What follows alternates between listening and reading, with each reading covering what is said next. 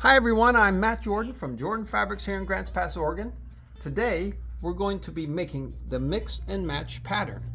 I just got in a new line of fabrics from Tula Pink that I'm very excited to use. They're next door. Let's get started.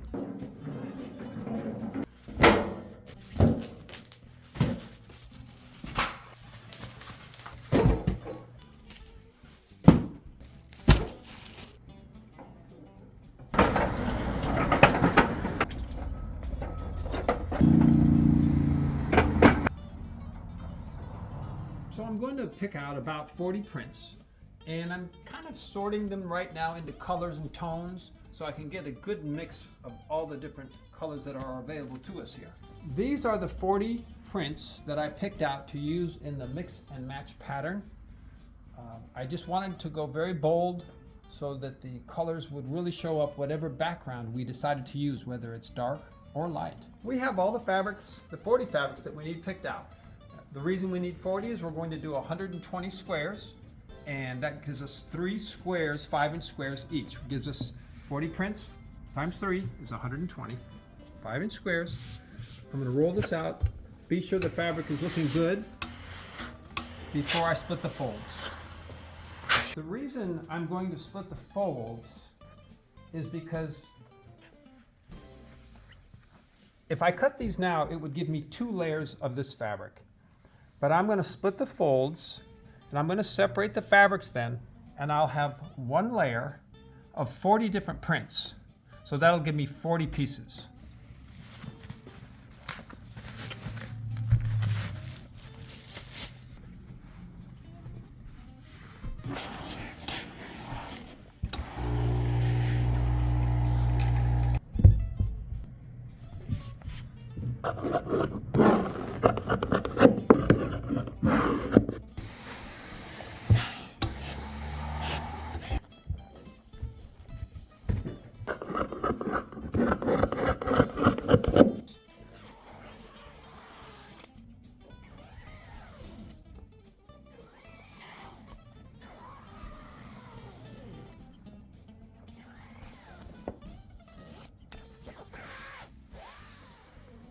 I've got the folds split on the fabric, so I'm going to separate them now.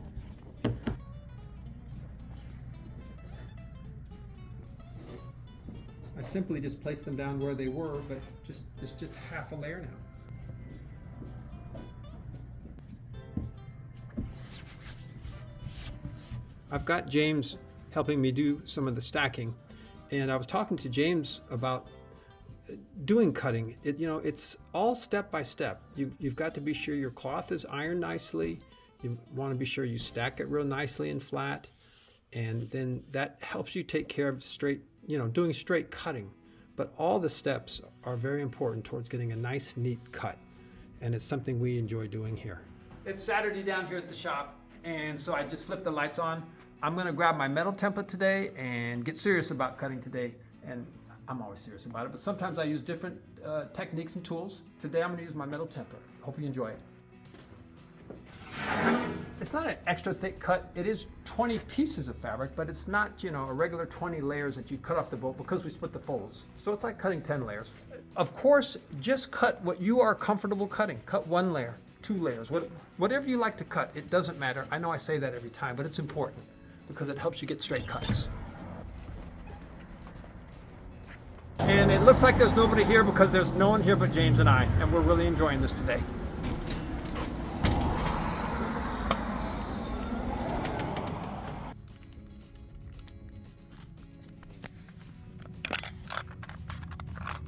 New blades always have a little bit of oil on them as they come out of the package.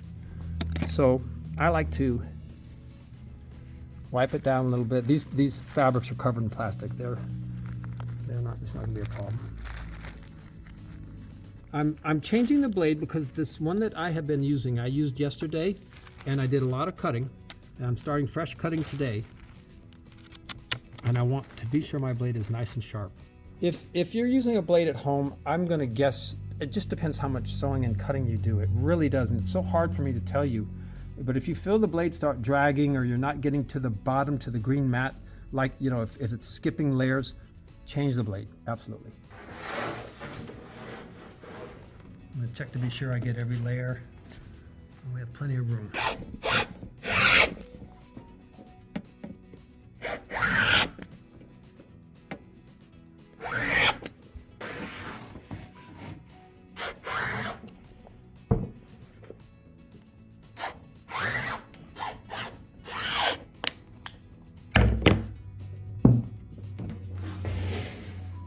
Okay, that's the first cut. We've cut up 5-inch strips now, and I'm going to turn it, and we're going to cut these into 5-inch squares. Everything's looking good. We prepped it nicely, nice and flat. I've learned to cut with both hands. I'm not ambidextrous. I've had a few questions in the comments section. It's just over the years that I've been cutting, I've been able to do that, and it's nice because if one hand gets tired, I can use the other.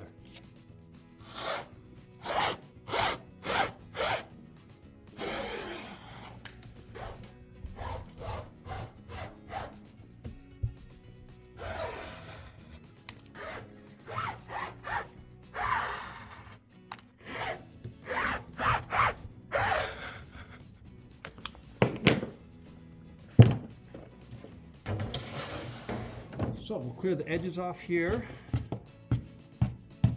Take this down. So there it is, right side up. This is the first half of what we're going to cut. This is 20 layers, 1 piece each, and they look great. I have all the fabrics cut now, 40 different fabrics. I've got 3 stacks, and we are ready to begin the sewing process. Now we're going to put it into groups of 4. And we want colors that stand out really nice against each other. So I'm going to go through and get some really bright ones. Ooh, that's a really nice one. So now we have our first stack. I like these 2 together and these 2 because they contrast really well. And all we're going to do is put them right on top of each other. And we're going to sew down one side and then turn it around and sew down the other side. You're going to want to use a 1/4-inch seam. And then I'm just going to flip it around and I'm going to sew down the other side.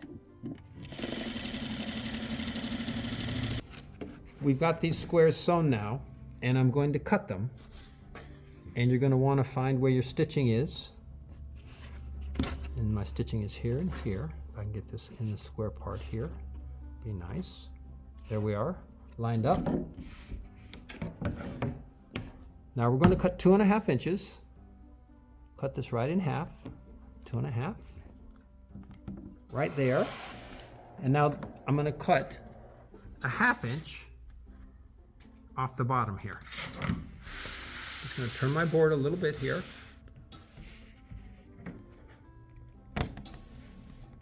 Line it up on the 1/2 inch. Oh, and give it a nice little cut. And I'm going to do the same thing with the other square. Now we're going to press them to the dark side, whatever you determined was the dark. For me, it's going to be the purple. And this, even though it's not really dark, we're still going to press it to that side.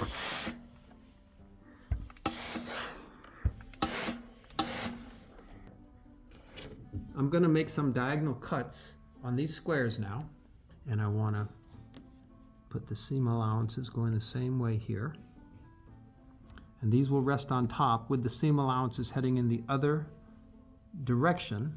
What I mean by the other direction is you'll see on these 2 that are sewn together, the seam allowance is heading up, and on these 2, the seam allowance is heading down. And that allows less bulk when you sew, and the seam allowances will nest against each other, creating a nice flat area there.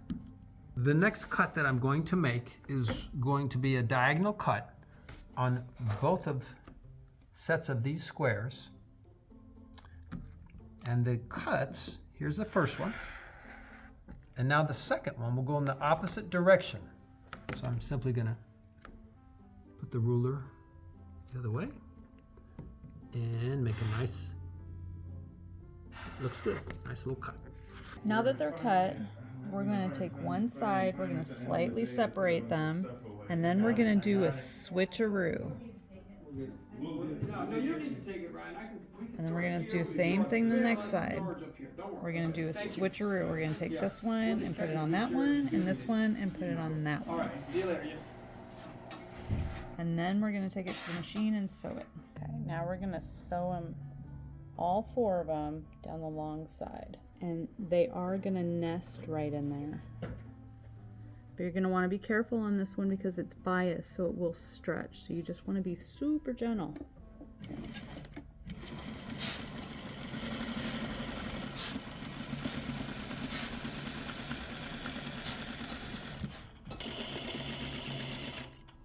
Okay, so my seams are nesting right here. Just doing a 1/4 inch seam. I'm trying not to stretch it.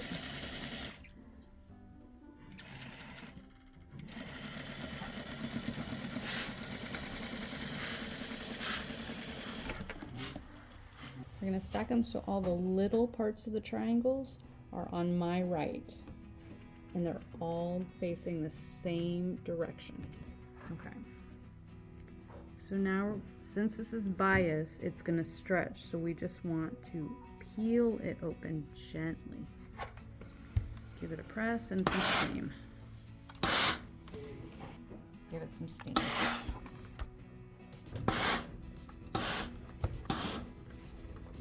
Now that they're pressed, we're going to take them over to the cutting board and cut them down to 4 inches. Okay, so I trimmed these a little bit different than Donna did. I put them between 2 lines that measure 4 inches, with the bulk being on the big part of the block. And I'm just going to trim just a little bit off, just a couple threads. One side. Now I can cut with both hands, but if you need to, rotate your block around. Now I'm going to rotate my block and do the same thing to the other 2 sides. And as you can tell, it's a 4x4 block, and I'm just barely taking off just a teensy weensy.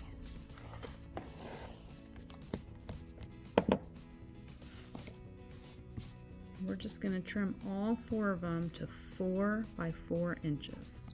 So now we're going to arrange our block. We're going to do opposites, and the little blocks or the little squares are going to go in the middle. So we have opposites, opposites, and all our little squares are going in the middle. And we're going to sew these 2 together, and then these 2, and then those together.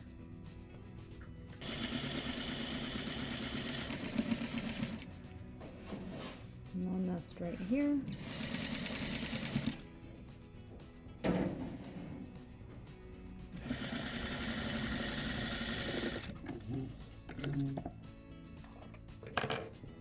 So I'm going to open it up and finger press it gently because there's a lot of bias going on here.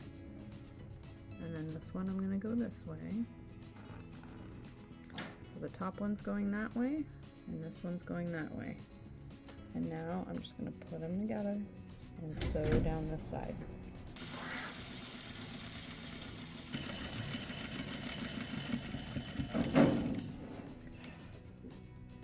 And they nest right here.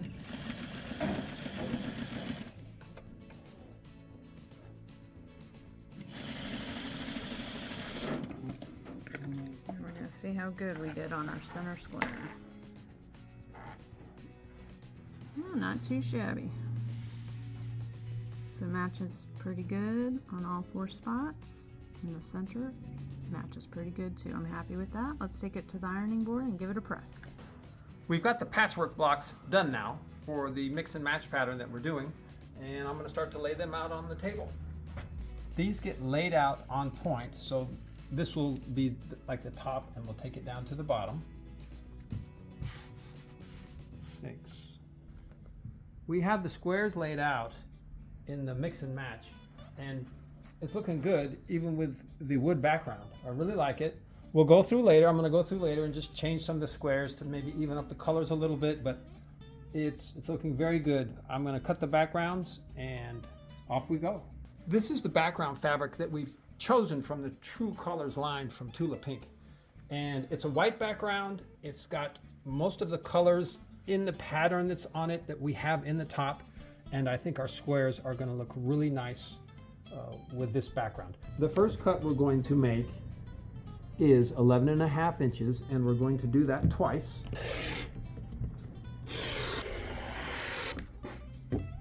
I'm going to cut these into squares now. I'm going to cut these squares, both diagonals, 1, 2.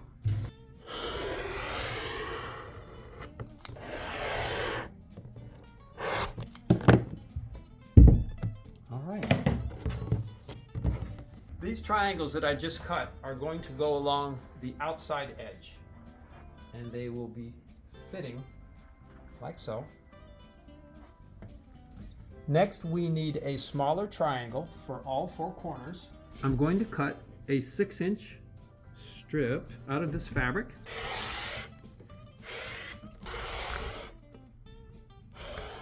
Now we'll take our 6-inch strip and we will cut this strip into 6-inch squares. These 6-inch squares, to get the triangles, we're only going to cut 1 diagonal this time. And the 4 triangles that we're going to use are going to fit and be placed in all 4 corners. Okay, excellent.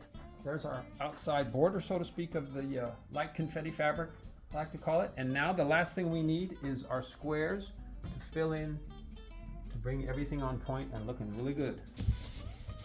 We need 27.5 inch squares.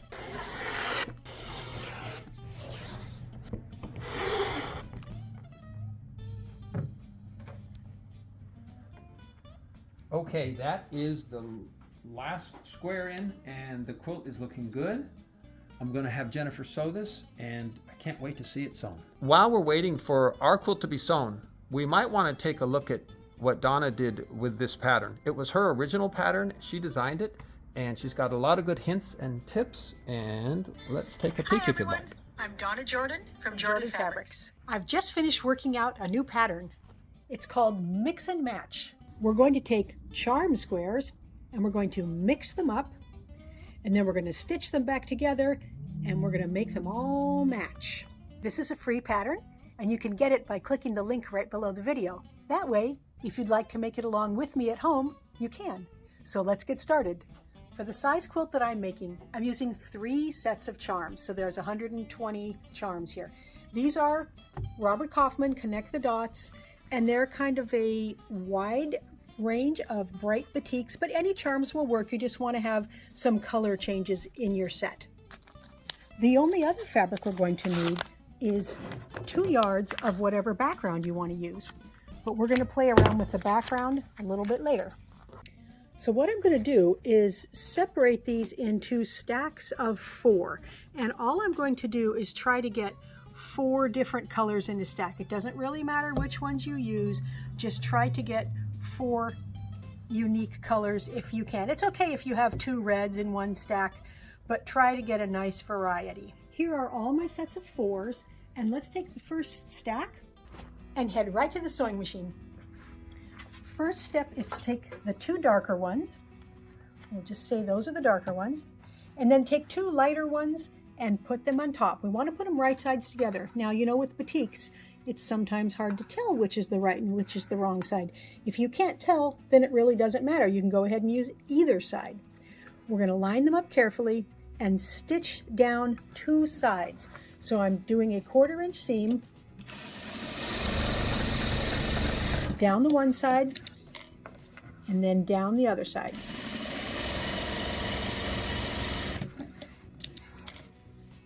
Then just do the same thing with the second pair.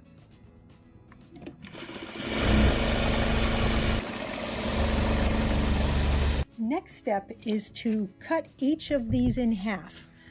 There, you can see the seam allowance is a little better. We're going to cut it in half this way. So I like to line it up on the cutting board so that the edges are on the lines here. And I'm going to put my ruler 2.5 inches from the edge of the fabric here, because that will cut it right down the middle.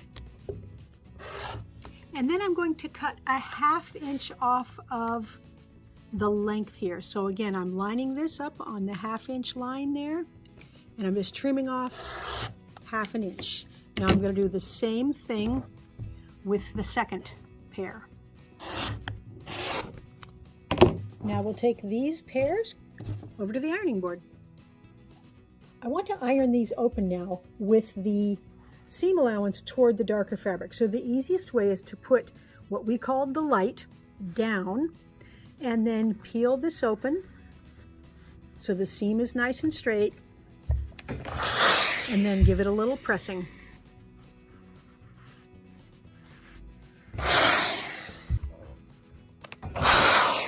Now we're going to take these right back to the cutting board. Now I've got the dark fabric up here, and I know that these aren't much darker than these, but we decided that these were dark, and we've got the seam allowances all ironed like this.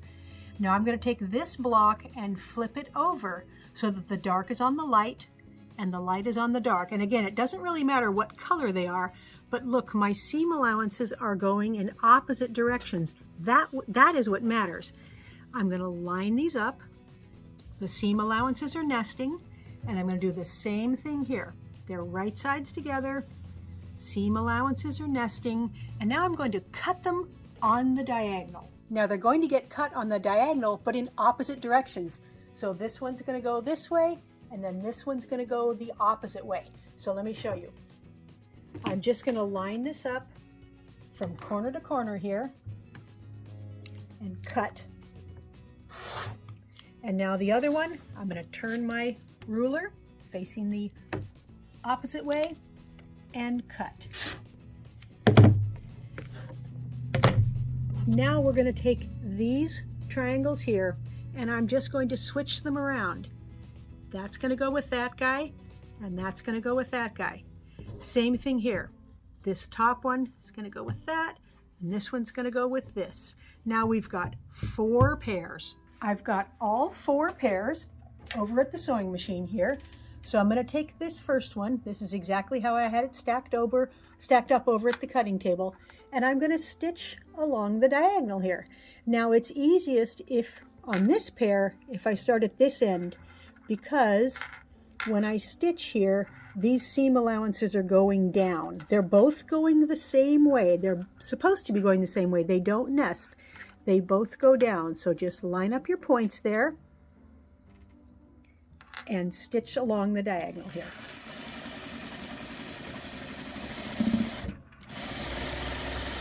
And I'm just going to leave it on the machine and grab the next pair. Now this pair,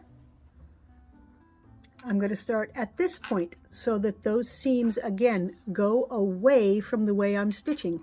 So even though they're not nesting, they tend to stay together when you have the seam allowances pointing away from the needle, so to speak. Same thing with the next 2 pair.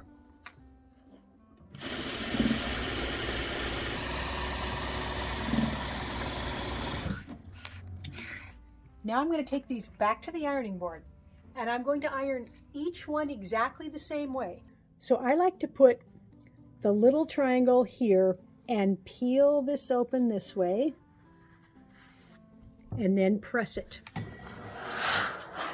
And then just make sure the next one is facing the same way and open it up and press it. So I'm being careful when I open it up that I don't stretch this and I don't make it curve up or down. That's why I say peel. You can kind of roll it open. And then the last one.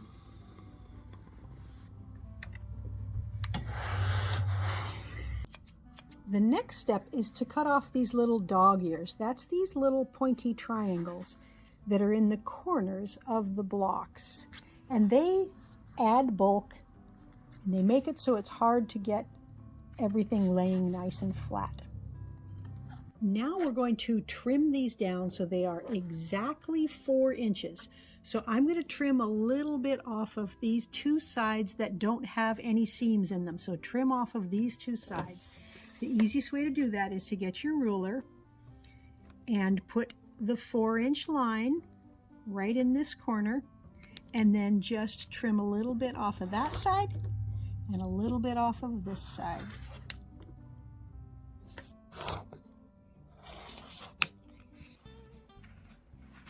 Now, to stitch them together, all I have to do is put these right sides together, these right sides together, and stitch down here.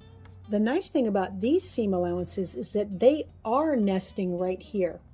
Also, these seam allowances here are going in opposite directions. That's going this way, the back one's going that way. So it's very easy to get this whole thing lined up. And it'll be very easy to make those intersections meet. You can feel if they're lined right up because they just butt right up when they nest. They're going in opposite directions. So now this guy, same thing. Again, seam allowances all going in opposite directions so it lays nice and flat. Now I'm not even going to trim these apart. I'm just going to leave them strung together because it helps me not get anything mixed up. I'm going to open this up and press this seam allowance to my right, and then open this up and press this seam allowance the opposite way. Now we just do that one last seam, and again, everything is going in opposite directions, making it easy to stitch and easy to match.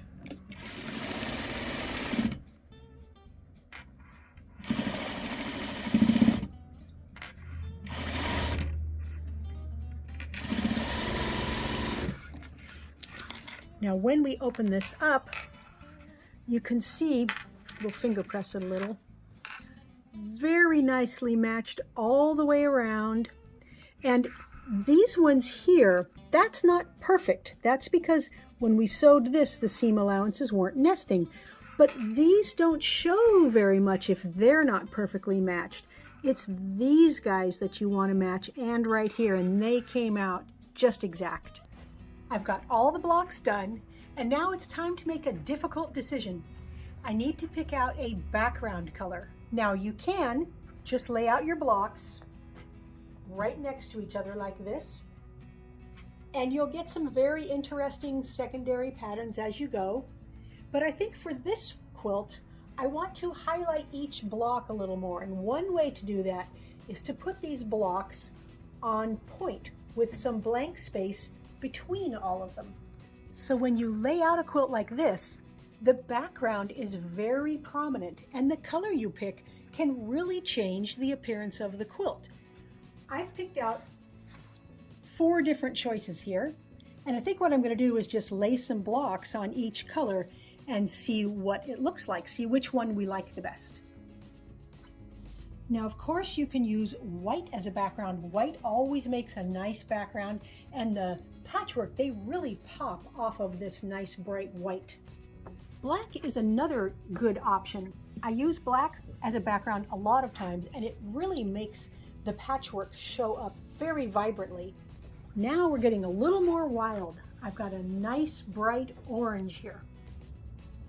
That really changes the appearance of the blocks. It's very cheerful. This is a batik, and it's got just a little bit of watercolor pattern showing there. The blocks, again, look very good on that bright orange. Now this is a little bit different. I've got a print here. It's a batik, and it has some little teeny swirly leaf things on it. And I like the effect of having a little bit of a print. I wouldn't want to get a print that was too busy because it might fight with all the patchwork. But this one, I'm pleasantly surprised at how good the blocks look on that nice background. Now, all of the backgrounds look very nice, but they're all very different. And I'd be interested to know, which color background would you pick if you were making this quilt? leave a comment down below and let me know which color you like the best. But for me today, I think I'm going to go with the black. I'm really excited to try this with a colored quilting thread in these plain squares, and that will show up really nicely against the black. Now here's a question we get in a lot of emails. When you're putting a quilt on point like this, how do you know how big to cut out the background? Now there's basically just 3 sizes we need for the background. There's these squares that go in the middle, there's these side setting triangles, and then there's 4 corner triangles. There's going to be a smaller triangle that goes in each of the 4 corners of the quilt. The first thing we're going to cut out is the squares. Now it's very easy to figure out how big those are. They're the exact same size as our patchwork squares. So for our quilt, they're 7.5 inches.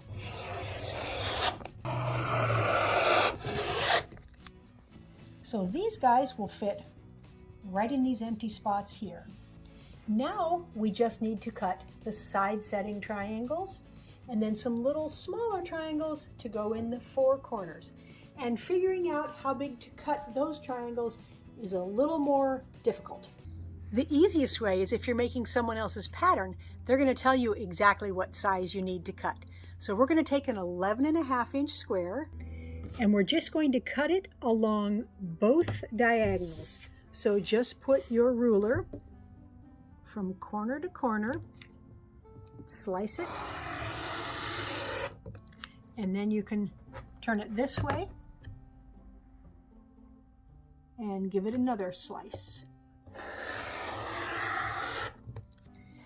The reason we cut it along both diagonals is so that we will have a straight grain on all these long edges of the triangles. And it is important to have this straight grain on the outside of the quilt because it helps the whole quilt lay flat. And if you're going to stitch some borders around here or even just binding, it won't stretch along the edges. Now, if you're making your own quilt on point with a different size block, there's a pretty easy way to figure out how to cut those side setting triangles. First, you want to measure your block.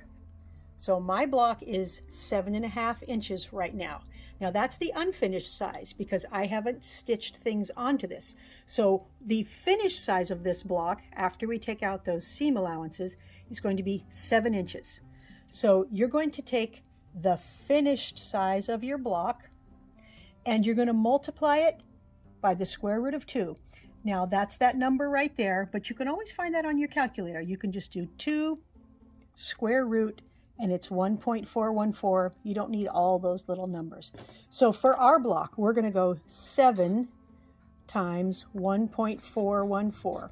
So let's just multiply by 7. And that's going to give us 9.8999. Then we need to add a little bit to that because we're going to have more seam allowances. So I'm going to add 1.5 inches.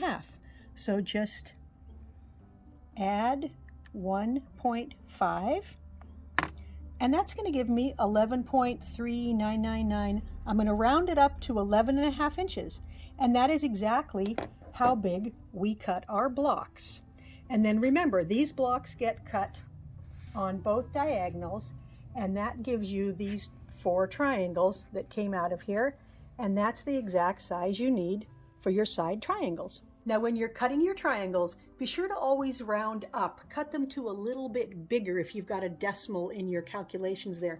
And that's because if they're too big, it's just going to hang off the edge here and you can trim off the excess. If you have it a little too little, you might end up cutting some of your patchwork off. The last thing we need to cut is these 4 corner triangles. For our pattern, all we need is a 6-inch square. And you don't have to remember all these sizes. This is a free pattern, so you can click the link right below the video, and then you can have all those numbers. Now this square only gets cut 1 time, so we're just going to go across 1 diagonal.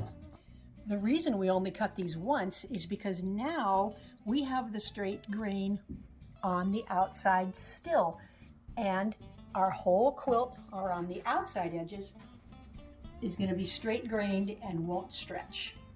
Again, if you're making your own quilt with a different size block, here's how you figure out those corner triangles. You need to remember how big your finished block was. So remember, ours was 7.5 now, it's going to be 7 finished. And then we're going to take that and we're going to divide by 1.414. So for our quilt, let's see, we're going to do 7 divided by 1.414. And then we are going to add 1 inch. So let's add an inch here, plus 1 equals 5.95. And that's why we cut ours 6 inches, because I rounded up just a little bit. And remember, those get cut only once so that they will have the right grain around the outside of your quilt. And remember, whatever number you calculate you should cut your triangles to, you always want to cut them a little bigger than what that calculation shows, because if they're too little, you could end up not having enough around your quilt. If they're too big, you're just going to end up with extra around the edges here. Even if they were way too big, no problem. You can always cut that off, but you can't cut it off if it's too little. Now that all the patchwork and all the background are laid out on the table here, I'm ready to sew everything together. Now, when we sew this into rows, the rows don't go across this way. The rows are all diagonal. So the first row actually just has that corner triangle. Now the second row has got these 3 pieces. So I'm just going to put a couple of pins in here so I know what goes where and take it right over to the sewing machine. First, I'm going to put these 2 pieces right sides together. So I'm going to flip this over here and I'm going to line up these corners right here. You always want to line up those 90-degree edges and then sew toward the far corner.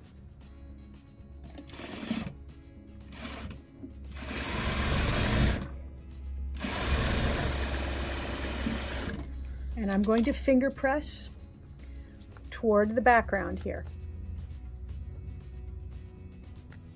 Now these next pieces here, this one, if I put it right sides together, it's going to go like that. Again, you want to line up these and sew down that way. So I'm going to just flip this whole thing over so I can start up at this square corner, not at the pointy corner down there.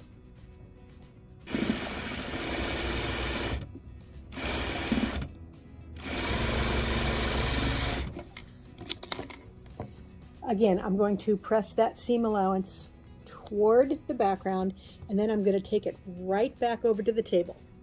So I like to put it back right where it's going to go so that I know I don't have it turned around and upside down. Now I'm going to do the same thing with the next row. It's got quite a few more pieces in it, but I'm going to sew them all together and then put it right back on the table right where it was. We're simply going to use the same procedure here. We're going to line up these corners. And I'm going to keep pressing toward the background. Now I have a dark background. If you're using a solid white background, you may want to press towards the patchwork, but these fabrics all really want to go that way because we've got all these seam allowances in here. So here is the third row, which is going to fit right here. And so once I have all the rows done, then I will simply sew the rows together. Now this one's real easy. You can just center this up, which is easy to do because there's a seam there, and stitch right along there. Press it that way. Now when you sew this row to this row, the intersections are going to match. They're going to be nested. They're going in opposite directions. And we're just going to stitch this on. And if you notice you have little extra dog ears here, you can trim them as you go, or you can wait till the whole quilt is done. I've got the quilt all stitched up. It's loaded on the machine, and now we need to pick a thread color. There's so many options that would look good here. I really want to use something that will show up on this black background. So any of these bright ones, they're all going to look just marvelous. The orange is very pretty. Even this blue, which is darker, it will still show. If only I could find an opening here. There we go. It'll still show, but it's more subdued. I like this nice pencil yellow. The green you can see here, the red, all of those options will look good. I think, since I've got a yellow back loaded on, I think I will use the yellow, and it really shows up the best. For the quilting pattern, I'm going to use one called Bubbles. It has lots of nice circles in different sizes, and since all the batiks we're using have those dots, I think this will be just perfect.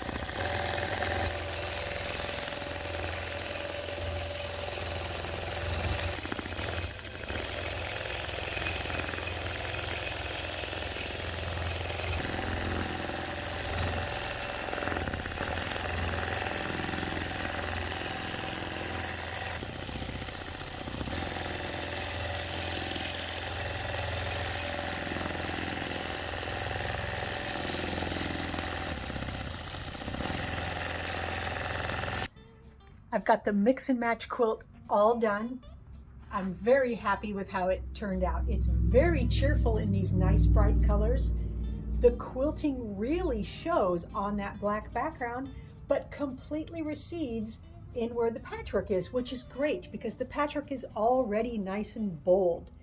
Now on the back, I used a yellow batik, and you can just see a hint of all those circles, which match very nicely with the front.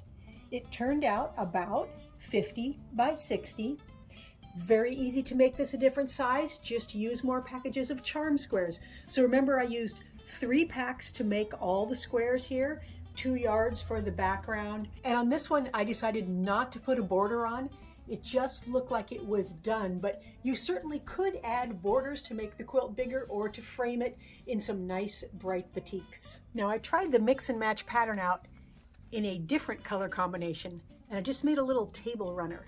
So it's very easy to make the blocks because you only need 4 charms to make each block. So if you have some extra charms left over from your quilt, or you just want to make a small item, it's real easy to put these together, put in those corner and side triangles, and make a little table runner. I hope you enjoyed Donna's version of the mix and match quilt.